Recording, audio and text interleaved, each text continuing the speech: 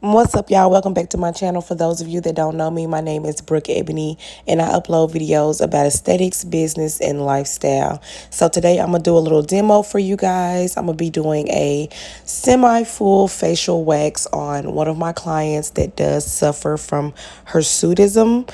That is a condition where it's an abnormal growth of hair, and for women, it's usually in places that men grow hair. This particular condition can be caused by hormonal imbalances, issues with your adrenal glands. It can be caused by a number of things. It can be treated with birth control. Who wants to do that? Let's be serious. It's terrible on the body. And sometimes with topical creams, sometimes it can't be treated with any of those things. That's where estheticians come in. You can always come in and get waxed. I wouldn't recommend shaving the area, of course, because shaving is so detrimental to the skin. You can get laser lipo to help with this condition if you have this condition. Of course, I am a nurse, so I'm not going to say I'm not a medical professional, but you should always see a doctor. If you feel like you have this condition, definitely see a doctor first, because there are treatments that can be done, and you won't be having to constantly get waxed in these areas when you can be getting treatment for it. But yeah, so now that that little spiel is out of the way, I hope y'all are let me explain a little bit, I guess, what is going on. So whenever I have clients, I have several clients that suffer with this condition. They always shave. And don't get me wrong, I understand, you know what I'm saying? No woman wants to walk around with a full crown. But it makes it harder to remove hair in the area. So this is what I do. Instead of just like ripping the the strip that I laid down, I'll just like barely lift it and then pull the skin tight right next to where I'm lifting, if that makes sense. Let me see. I think I'm about to get ready to take one off, because that's usually what I do. I apply and then remove. That's my little thing. But you see, lift it up, barely pull it. Keep putting your finger close to where you're removing the wax, and that helps to grab those itty bitty hairs that just seem to just not want to come up. And of course, y'all know shiny side to remove any excess wax. You want to try to get off as much wax as you can, because it's already bad enough. Like I said, no woman wants to walk around with a full crown and then she's leaving out of the wax studio with these little pieces of wax stuck to her like peanut brittle. You know what I'm saying? So try your best. Do, if you have to. I normally don't even have to use any type of wax removing grease or anything like that, because I'm just so picky about leaving wax on people. I don't even know why. Maybe that's a part of my anxiety. I need to bring that up. Anywho, y'all. Yeah. So shiny side to remove any excess wax. I see I missed that little piece right there, but I'm about to wax right over it anyway, so that'll pick that up. But you guys that are really pretty much proficient in waxing, then you lay your strip kind of thick a little bit. You make your lip, you remove where your lip was. The one thing I can say about this, when you use hard wax, you can go over an area more than once. That's why I love hard wax. It's so versatile. You can apply in the direction of the hair, as long as you just remove it opposite of the way you applied it. It's so many different ways, and you have so many options to getting that hair off, as opposed to when you use soft wax, you're not supposed to go over the area more than once, so, or twice. I can't remember it. Y'all, it's late.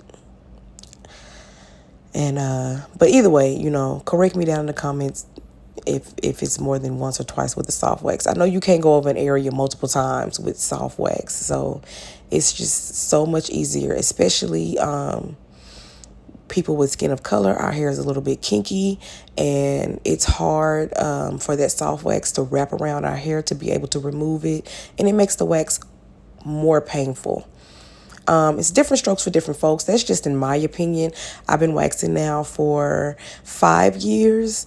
So, everybody's different. Everybody can make magic happen with different supplies. But for me, and in my experience, for us, since our hair is a little bit more coarse, a little bit more kinky, and the hard wax can wrap around it easier as opposed to the soft wax. So, but it's the little patch of hair on her chin that was literally giving me trouble. I tried to zoom in so y'all could see it, but I also wanted y'all to see how my little technique for getting those teeny little bitty hairs, because I try to get off as much as I can with the wax so I won't have to go back and pluck so much, because that causes the session to go, longer than what it should have been when you're constantly having to plug and stuff. So I try to get off as much as I can with the wax. And that technique is what I do. Barely pull it up. Make sure I pull the skin tight right next to it. It is a little bit more uncomfortable for the client because it's almost like it's being plucked out slowly, but it gets the hair out. And she won't have to, worry about shaving or anything like that, at least over the next 2 weeks.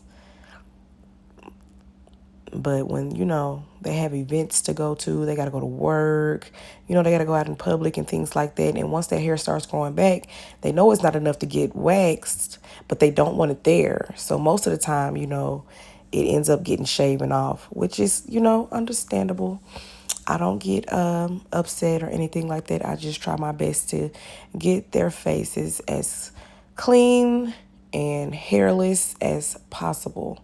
Like I said, in this case, it was like a semi full face wax. So I did do the side of her lips because that's where hair was. There wasn't any really, I think she didn't want me to do her top lip. That is a painful one, y'all. I ain't gonna lie, boy. That top lip bring tears to my eyes. So I think she just wanted to get that hair off the side. And then her sideburns. She said her sideburns had never, ever been that long. So we did that next. And it's a few hairs on her cheek. I know you all cannot see it because of me editing this on my phone and not on my laptop. I'm not gonna lie, I'm being a little lazy, but I can't zoom it in that much without y'all seeing like the wax technique. But there is hair in all of those areas that we waxed. And like I said, she had recently shaven. You can see in some of the areas, but her skin has definitely improved since she started waxing instead of shaving. So that's always a plus.